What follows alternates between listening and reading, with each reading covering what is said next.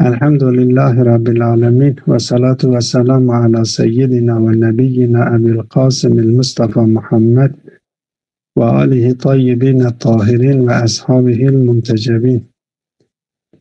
Hop, tebeyyene mimma tekaddeme eyden. Allame Tabatabai bugün okuyacağımız bu bölümde önceki derslerde anlatmış olduğu kısımdan bir ikinci netice almaya çalışıyor.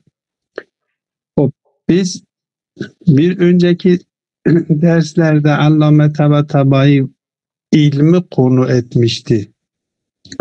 İlmin hakikati nedir? Ve ilmin kaç tür olduğunu açıkladı. İlmin hakikatini açıkladıktan sonra ilmi huzuri şeklinde kısımlandırdı ve ilim için 3 merhale zikretti. Her 3 merhalenin de mücerred olduğunu bize anlatmıştı. Hem his merhalesindeki bilgi ki cüz'idir, mutlak anlamda cüz'idir. Hem hayal merhalesindeki bilgi ki o da mutlak anlamda cüz'idir. Yalnız hayal merhalesindeki ilim ile his merhalesindeki ilim arasında bir fark vardır. Hisse ma'lumun maddesiyle alim duyu organlar üzerinden irtibatlıdır. Yani dışarıdaki nesne ile alimin kendisi duyu organlar üzerinden irtibatlıdır. Dolayısıyla maddenin kendisi, o ma'lum nesnenin kendisi ile direkt duyu organlarla irtibat halindedir. Dolayısıyla dışarıdaki hakikatle irtibatlı olduğu için her hakikat, her nesne kendisine aittir ve başkasının kendisinde ortaklık yönü söz konusu değildir. Ama hayal alemindeki bilgi ise maddenin kendisi söz konusu değildir. Yani alim olan nefis duyu organlar üzerinden dışarıdaki nesneyle irtibatlı değildir. İrtibatı kesiktir. Yani duyu organlar üzerinden irtibatı kesiktir. Ama o dışarıdaki hayata, o dışarıdaki nesnenin kendisine teveccüh ederek maddesi onun yanında değildir. Ama şekli, miktarı, heyeti, vez'i onun yanındadır.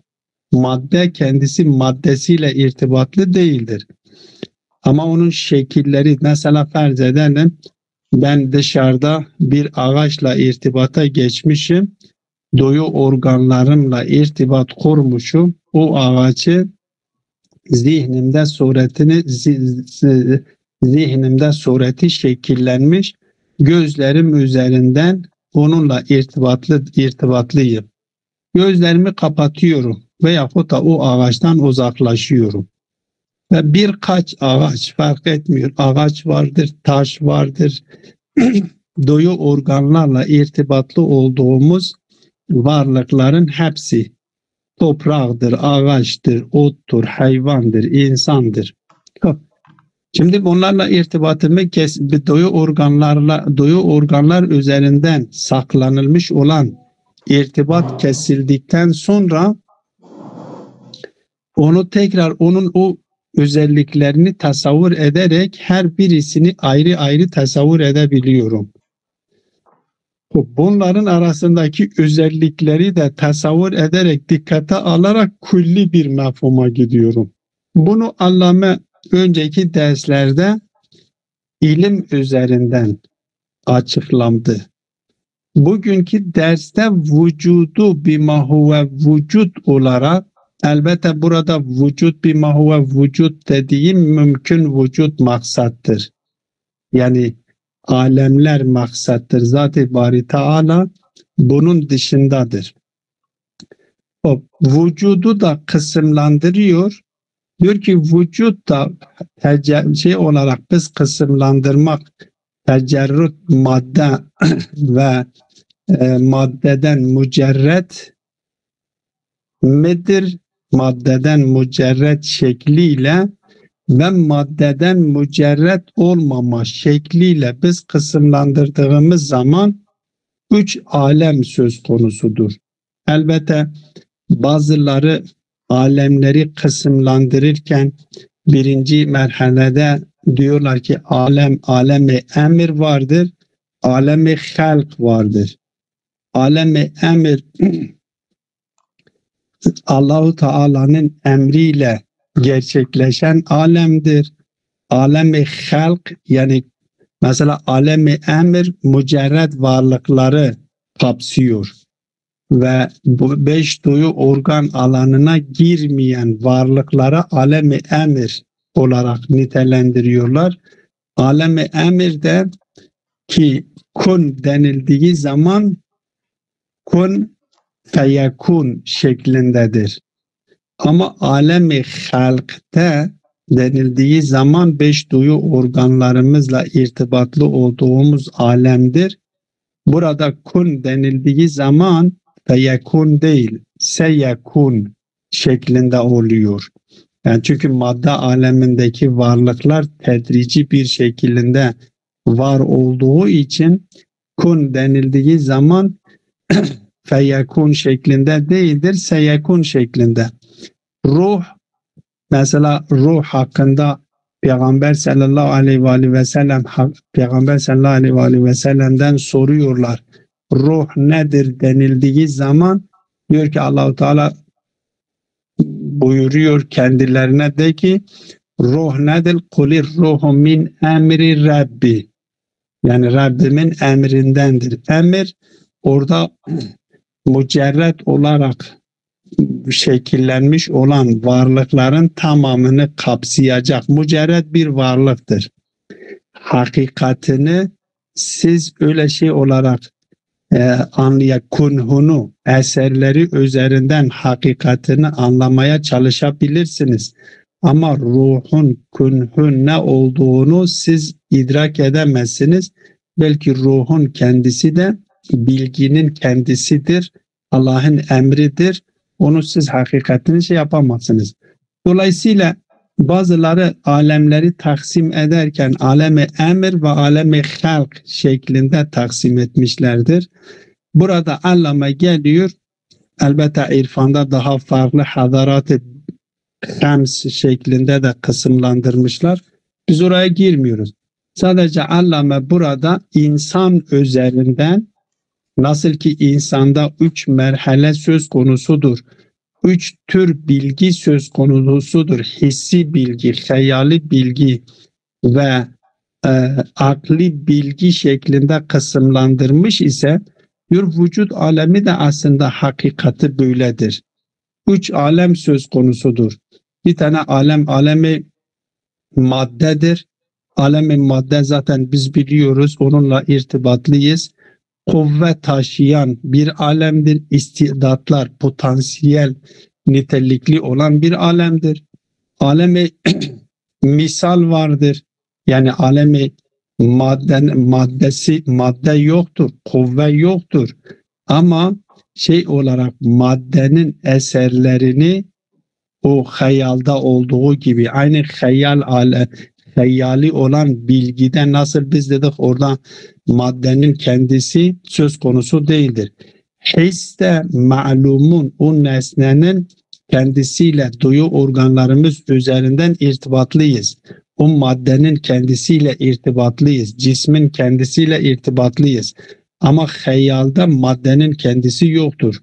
Belki o maddenin eserleri surete nev'iye dediğimiz şeklidir, miktarıdır, vez'idir. Diyor hayalda bu olduğu gibi, bu nitelikli olduğu gibi diyor mücerred vücut aleminde de öyledir. Bir alem vardır ki kendisi maddedir, potansiyeldir, kuvvet taşıyor. Bir tane alem de vardır, maddenin kendisi yoktur. Ama maddenin eserleri şekildir, miktardır, vez'dir, o eserleri söz konusudur.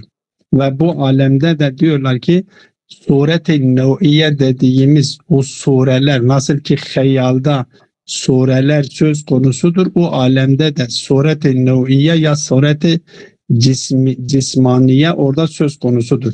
Bu aleme de alemi misal deniliyor ya alemi berzah deniliyor. Ve bir alem de vardır ki ne madde vardır ne maddenin eserleri vardır. Öyleyse bir alem vardır ki madde vardır. Maddenin eserleriyle birliktedir. Maddenin olduğu yerde kuvve vardır. Ve kuvveyle bu maddeyle beraber suret-i nev'iye vardır. Şekil vardır, miktar vardır, keyif vardır, kem vardır, vezn vardır. Bir alem de vardır ki madde yoktur. Kuvve orada söz konusu değildir. Ama maddenin eserleri vardır ki şekildir, miktardır, vezdir, kemdir. Onlar söz konusudur. Bir alem de vardır ki o alemdeki varlıkların hiç şekli bile söz konusu değildir. Yani maddenin eserlerinden de bile mücerrettir. Mutlak anlamda mücerrettir. Ne şekil vardır, ne miktarı bellidir, ne vez'i bellidir, ne kemiyeti vardır, ne keyfiyeti söz konusudur. Yani maddeye arız olan eserlerin hiçbirisi kendisinde söz konusu değildir. Bu üç alemin var olduğunu söylüyor. Ondan sonra geliyor misal alemini kısımlandırıyor. İki kısımda açıklıyor. Diyor ki misalul azam niteliğinde ve misalul esgar niteliğinde biz ona geçmeden önce bunu uygulayalım. Ondan sonra misal alemi hakkında getirmiş olduğu kısımlandırmayı açıklayalım. Ve tebeyyene mimma teqaddeme eyden biz ilim hakkında söylemiş olduğumuz, yaptığımız o açıklamalardan şöyle bir sonuç da elde ediliyor ki ennel vücude biz şimdiye kadar ilim hakkında konuşuyorduk. Şimdi vücuda başladı. Diyor ki ennel vücude yenkasimu min haythu tecerrudi anil maddeti ve ademihi maddeden mücerret midir yoksa maddeden mücerret değil midir üzerinden biz kısımlandırdığımız zaman genel anlamda iki kısımdır. Ya maddeden mücerret olanlar ve maddeden mücerret olmayanlar. Bu sefer maddeden mücerret olanlar, maddenin eserlerinden de mücerret olanlar ve maddenin eserlerinden mücerret olmayanlar. Dolayısıyla toplam olarak ila selaseti avalime kulliyeti. Üç tane alem söz konusudur. Birinci mertebede biz diyoruz ki ya maddidir, maddeden mücerret değildir ya da maddi değildir. Maddeden mücerrettir. O maddeden mücerret olmayan da iki kısımdır.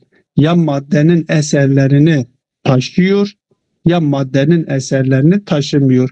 Maddenin eserlerini taşıyorsa misaldir. Maddenin eserlerini taşımıyorsa okul alemidir diyor. Ahaduha alemul maddeti vel kuvveti. Birincisi madde alemidir, kuvve alemidir. Zaten kuvve denildiği zaman da kuvve madde denildiği zaman aynı anlamdadır burada. Yani o istidat manasında hem madde-i ula dediğimiz heyula ve o heyulanın madde aleminde, cismani alemde var olan suretleri kabul eden imkanı da kendisiyle beraber taşıyan hakikat anlamında algılayalım. Alemul maddeti vel kuvvetir ve thani alemut tecerrudi anil maddeti. Maddeden mücerred olan alemdir. Dune athariha. Ama maddenin kendisinden yani o kuvve, potansiyel, istidat dediğimiz şey söz konusu değildir. Çünkü burada potansiyel ve kuvve olduğu yerde hareket söz konusudur. Değişiklik söz konusudur. Ama misal aleminde madde olmadığı için, kuvve olmadığı için suretler bellidir, şekiller vardır, suretler vardır, miktar vardır ama bunlar sabittir, değişken değildir. Mineşşekli vel miktari vel vad'i ve gayriha. Fefihi es-suverul cismaniye. Bu alemde sureti cismani. Bakın cisim kendisi maddedir. Suverul cismaniye suretun nev'iye kastediliyor burada. Cismin kendisi o alemde söz konusu değildir. Çünkü cismin kendisi yani madde. Madde ile suretin eb'ad-ı selase dediğimiz kısımlandırılmayı, eb'ad-ı selaseyi kabul eden cisim kuvvet taşıyan. Ama suver-el cismaniye o suret-i nev'iyedir. Onlar orada bulunmaktadır. Ve a'raduha ve heyatuha el kemaliye min gayri maddetin tahmilul kuvvete vel infiale. Kuvve ve infiali taşıyan maddenin olmaksızın o heyetleri ve a'razları, suret-i cismiyeleri hepsi orada bulunmaktadır. Ve yusemma alemul misal. Buna alemi misal deniliyor. Vel berzah, alemi berzah da deniliyor. Beyne alemil akli ve alemil madde. Her halükarda bu alemi akıl ile alemi madde arasında olduğu için kendisine berzah alemi de deniliyor. Aynen hayal alemine de biz berzah alemi diyebildiğimiz gibi akıl, kulli tasavvurlar, suretler söz konusudur. Kulli mahiyetler vardır. Hayali mahiyetler vardır ve hissi mahiyetler. Hayali mahiyetler o akli ve kulli olan mahiyetlerle hissi mahiyetler arasında bir berzaktır, bir vasıtadır. Alem-i misalla der vakit takabül ediyor. Ve thalithu alemut tecerrudi anil maddeti ve athariha. Üçüncüsü de alem-i tecerrüdidir. Alem-i madde ve maddenin eserlerinden mücerred olan alemdir ki yusamma alemel akli, alem-i akl deniliyor kendisine. Böylelikle vücut olarak kısımlandırdığı zaman diyor ki vücut alemi, yine de bunu hatırlatmakta fayda vardır. Yani Zat-ı Bari Teala dışındaki varlıklar bu söz konusudur. Ki ya maddidir, kuvvet taşıyan varlıklardır, ya misal şeklindedir. Yani maddenin eserleri söz konusudur ama maddenin kendisi söz konusu değildir. Ya da ne madde söz konusudur ne maddenin eserleri söz konusudur. Dolayısıyla Allah Zat-ı Bari Teala dışındaki varlıkları yaratılmış, yani mümkün olan alemde var olan varlıkları genel anlamda bu üç kısma ayırıyorlar. Burada geliyor alem-i misali iki kısma ayırıyor. Alem-i misal da diyor ki alem-i misal iki kısımdır. Bir kısım alem-i misalul azam kendisine deniliyor. Bir de misalul asgar. Misalul azam dış alemdeki vücut, dışarıdaki alem kastediliyor. Yani kendisi bir cevherdir, cevher niteliktir. Başka bir varlıkla kaim değildir. Belki varlıklar arasında bir merhaledir. Nasıl ki madde alemi kendisine hastır ve kendisi kendi varlığıyla vardır ve onun varlığı başka bir varlığa dayalı değildir. Müstakil bir varlıktır. Alem-i misal da kendisine aittir. Kendisi kendi ayakları üzerindedir. Kendi vücudu kendisine aittir. Ve kendisi de kendisine ait olduğundan dolayı misalul azam deniliyor. Okul alemi de kendisine aittir. Bunlar birbirinin toğlundadır. Zaten en sonda alacağın neticede de bunu açıklıyor. Bunlar birbirinin toğlundadır. Birinci merhalede alemi okul yer alıyor. İkinci merhalede alemi misal yer alıyor. Üçüncü merhalede de alemi madde yer alıyor. Misal-i azamdan kast ettiği şey o hayal alemidir. Yani nefsi ile kaim olan alemdir. Ki nefis, insan nefsi o hayali olan, o misal nitelikli olan alemde tasavvur ediyor. orada tasavvur ettikleri şeyler o nefsi harekete geçiriyor. Dışarıdaki misal alemi öyle değildir. Yani insanı harekete geçirecek bir alem değildir. Ya kendisi bir nefis ile kaim değildir. Kendisi nefis gibi vardır. Bir varlığı kendisine aittir. Ama hayal alemi ki misal-i esgar niteliğinde bunu açıklıyor. Nefis ile kaimdir. Nefsin tasavvurları ve nefsin gayelerine göre değişiyor. Hatta o tasavvurlar nefsi bile harekete geçiriyor, nefse yön verebiliyor. Bu nefsin tasavvur etmiş olduğu suretlerde ki misal niteliğinde olduğunu söylüyor. Bunlar bazıları hakikidir, bazıları da anlamsızdır. Kendi faydalı olanlara hedefi olup da insana hedefi kazandıracak nitelikte ise onlar hakikidir. Ama eğer hedefsizdir ve kendisi nefis onu tasavvur ediyor ve tasavvur etmekle birlikte dışarıda onu gerçekleştirebilecek nitelikte değildir. Ve kendisinden kendisi için bir yarar da sağlayamıyorsa ona da gezzaf, boş, batıl diyor. Mesela farz edelim fakir bir insan gibi, yani diyelim kendi zihninde padişahların kendisinde oturmuş olduğu köşkü tasavvur ediyor. Kendi zihninde onu tasavvur ediyor ve o tasavvuru kendisine hiçbir şey kazandıramıyor. Dışarıda o tasavvurunu gerçekleştiremiyor. O padişahların kendisinde oturmuş olduğu köşkü kendisi için tasavvur etse de etmese de kendisi için boştur. Çünkü kendisine bir fayda sağlamıyor.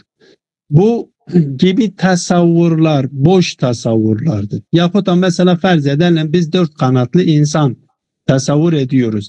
Ben şimdi diyorum ki insan olarak kendim diyorum ki bir insan olarak ben kendim kanatım olsa, ben kanatlı insan olmuş olsaydım, uçsaydım. Bu maddi alemde o manevi boyutuyla değil. Manevi boyutu burada ayrı tutulması lazım. Bu cismani maddi olarak düşündüğümüz zaman şimdi insan kendi zihin aleminde 4 kanatlı insanı tasavvur etmesi insana ne fayda veriyor? Hiçbir fayda vermiyor. Yahut da farz edelim bir Allah anlayışını tasavvur ediyor.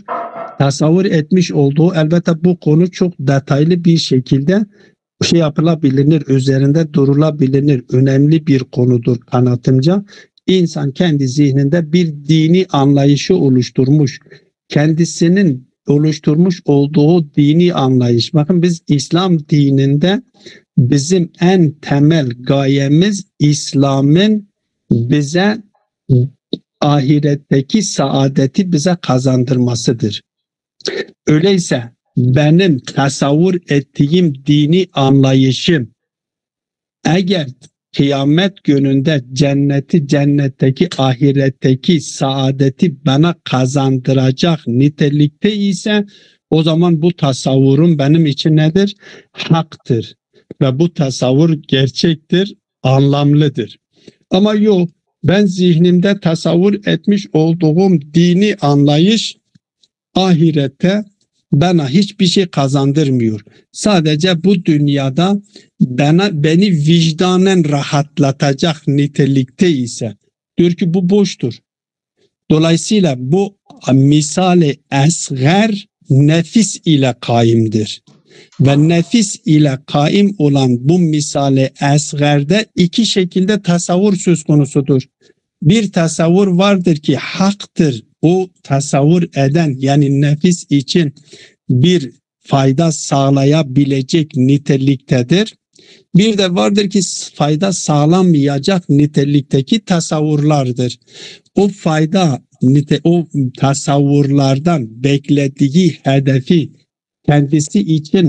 kendisine kazandırabiliyor nitelikte ise biz buna hak diyoruz. Ama yok, eğer kendisinin tasavvur etmiş olduğu tasavvurlardan beklediği hedefi kendisi için gerçekleştirmiyor, o zaman buna ne deniliyor? Bu boş deniliyor, anlamsız deniliyor ve batıl deniliyor.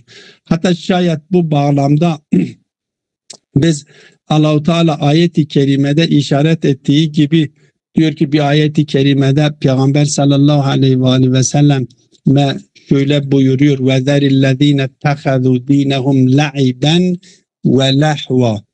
Kendi dinlerini la'b ve lah haline getirmiş olanları bırak şeklindeki ayet ve garrethumul hayatu dünya hayatı onları kandırmış. Biz bunu dikkate aldığımız zaman yani böyle bir dini anlayış söz konusu olabilir. Dinden beklenilen hedefi insana kazandırabilecek nitelikte değilse bu tasavvur batıldır. Ama eğer kendisinin tasavvur etmiş olduğu din ve kendisini harekete geçirecek dini anlayış ona o dinden beklemiş olduğu hedefi ki ya adaleti gerçekleştirebilecek nitelikte ve cennetteki saadeti kendisine kazandıracak nitelikte ise o zaman bu nedir? Haktır. Bu şekilde bu kısımlandırıyor diyor. Vakat kassemu alemel misali ilel misalil a'zami el kaimi bizatihi. O bir misal-i azam vardır, kaim-i bizatihidir ve kendisi yani illet ma'lul şeklinde değil, vücudu kendisine aittir, li gayrihi değildir, vücudun fi nefsihidir. Yani bu kaimun bizatihi illete ihtiyaç yoktur anlamında değildir. Çünkü alemi misal, alemi okulun ma'luludur. Alemi okul zat-ı bari Teala'nın ma'luludur ve madde alemi de misal aleminin ma'luludur. Bu bağlamda biz değerlendirdiğimiz zaman bu alemler arasında bir irtibat söz konusudur. Birbirine dayandırma söz konusudur. Ama her alemin vücudu kendisi içindir. Vücudun fi nefsihidir, li gayrihi değildir. Dolayısıyla diyor bu alem misalul azam el kaimu bizatihi yani vücudun fi nefsihidir. Vel misalul asgar el kaimu bin nefstir. Bu kaime bin nefstir. Yani vücudun lil gayridir. Vücudun fi nefsihi de olsa dahi o vücudun fi nefsihi de lil gayridir.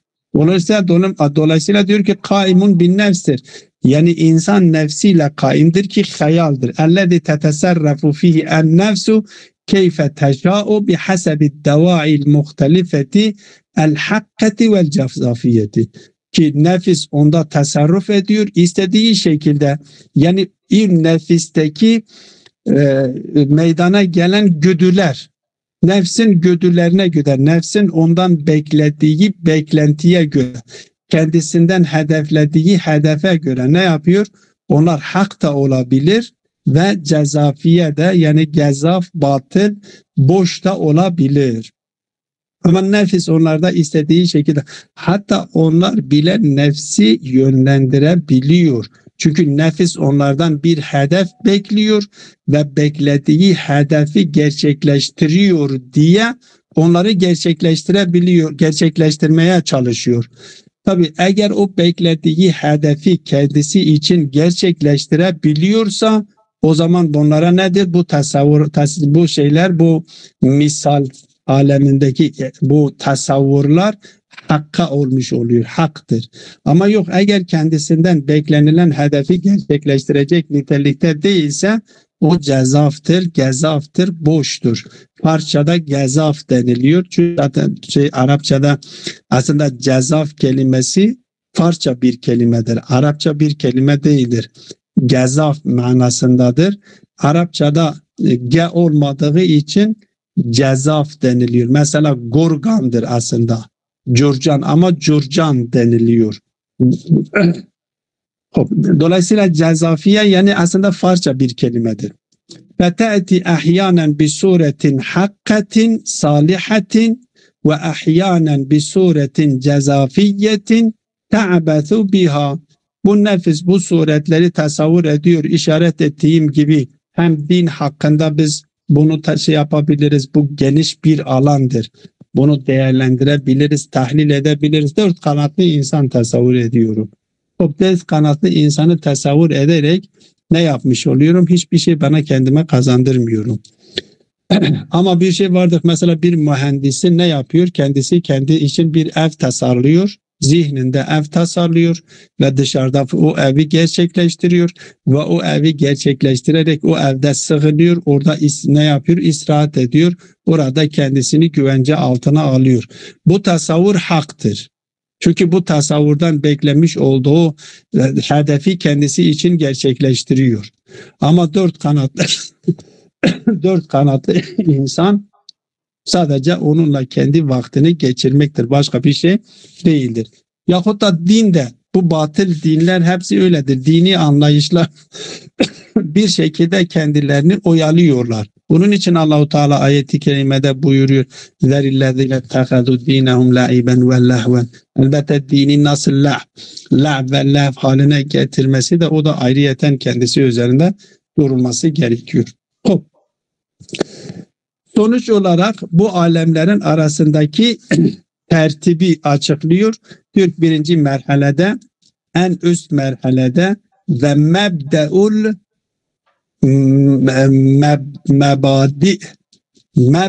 mebadi en yakın. Biz zat-ı Bari Teala mebdeul mebadi'dir. İlletül ileldir. Eğer varlık aleminde biz illet silsilesini kabul edersek, mebde silsilelerini kabul edersek, Zat-ı Bari Teala mebdeul mebadi'dir. Bu mebdeul mebadi'ye en yakın olan okul alemidir. Ondan sonra misal geliyor, ondan sonra madde alemi geliyordur. Fe'alaha mertebeten ve akvaha, elbette vücutsal olarak da en olan, en kavi olan, en bilfiil olan, yani maddenin hiçbir şeyini, hiçbir özelliğini kendisinde taşımayacak, barındırmayacak nitelikte saf olan ve akdemuha vücuden ve ilk olarak vücut bulmuş ve akrebuha minel mebdeil evvel Teala alemul ukulil mücerredeti. O alem-i ukulil mücerreddir. Niye? Litamami fiiliyetiha ve tenezzuhi zavatiha an şevbil maddeti vel kuvveti. Çünkü bu alemdeki varlıkların yapısı mutlak anlamda mücerrettir, mutlak anlamda fiildir ve maddenin bütün özelliklerinden de aridir. Ve yelihi alemul misal, ve ondan sonra alemi misal geliyor. El mutenezzehu anil maddeti dun athariha. Bu maddeden münezzehtir ama maddenin eserlerinden münezzeh değildir. Dolayısıyla onun vücudu daha zayıftır. Daha zayıf, daha düşüktür. Ve yelihi alemul madde mevtunu kulli naksin ve şerrin. Bu madde alemidir ki benciller alemi de, ahlaki olarak benciller alemi de denilebiliyor. Buradaki varlıklar hep birbirine engel olabilecek, birbirine engel teşkil edecek niteliktedirler. Birbirinden yararlanabilirler, birbirinden etkilenebilirler. Hem olumlu olarak birbirinden etkilenebilirler, hem olumsuz olarak birbirinden etkilenebilirler. Bu alemdeki varlıkların özelliği budur. Ama diğer alemlerde, ne misal aleminde ne okul aleminde, orada birbirine engel olmak, birbirinden yararlanmak, birbirine faydalı olmak, böyle bir şey söz konusu değildir. وَلَا يَتَعَلَّقُ بِمَا فِيهِ ilmun, bu aleme ilim taalluk etmiyor illa min ciheti ma yuhadihi minel misali vel akli. Her iki alem, mesela hem okul alemi hem misal alemi, biz hayal aleminden o misal alemine takabul, hayal alemimizde şekillenmiş olan suretler misal alemine takabül ediyor. Akıl aleminde elbette o hakiki varlıklar, hak olan varlıklar, o hayali olanlar değil. O hayali elbette felsefi anlamdaki hayali biliyorsunuz, zaten konuşuyoruz. Orada hayal avamdaki hayal değildir, hakikattir. Bir bilginin, bir ilmin bir mertebesidir. Şimdiki hayal dedim yani avam e, açısından avamın hayal olduğunu anlamında, anladığı anlamda söylüyorum. Hayal şeklinde olan o tasavvurlar, onlar bir de şeyi yoktur. Bir karşılıkları yoktur. Ama zihin aleminde gerçekten o hakiki olan gerçek varlığı olan tasavvurların akıl aleminde, okul alemine tekabül ediyor. Hayal aleminde, misal alemine tekabül ediyor ve his aleminde de zaten madde alemiyle tekabül ediyor. Dolayısıyla biz hayal alemi üzerinden misal alemindeki varlıklarla irtibata geçiyoruz adeta. Okul alemindeki varlık tasavvurlarımız da okul alemindeki varlıklarla tasavvur ediyoruz. Tabi burada ilmi, her insanın ne kadar ilmi varsa ilim sahibi olduğu miktarcadır. Dolayısıyla diyor ki وَلَا يَتَعَلَّقُ بِمَا فِيهِ عِلْمٌ اِلَّا مِنْ جِهَةِ مَا يُحَاذِيهِ مِنَ الْمِثَالِ وَالْاَقْلِ.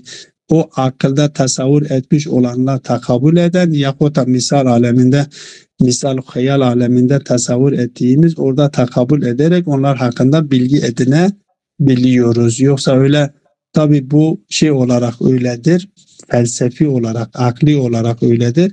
Şuhudi olarak da zaten ariflerin iddia ettikleri şey de diyor ki aslında o okul alemindeki varlıklarla biz irtibata geçiyoruz. Müşahede ediyoruz.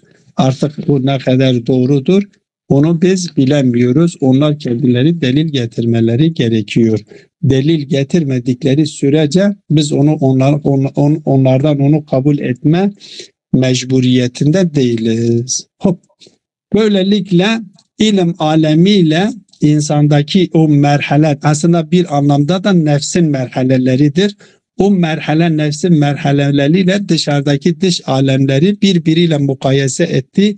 Biz insan dış alemin tamamını bir şekilde kendisinde barındırmış. Onun için diyorlar insan en kamil varlıktır. Allah'ı temsil edebilecek, Allah'a halifelik yapabilecek, Allah'ın sıfatlarının tamamını kendisinde oluşturabilecek varlık olduğu için en kamil en donanımlı bir varlık olarak kabul ediyor. Yani varlık aleminde olanının tamamını kendisinde cem etmiştir. Bunun üzerinden Molla Sadra söylediğim gibi Esfar'ın 8. 9. ciltle insanı tanımlarken bunun üzerinde tanımlamaya çalışıyor.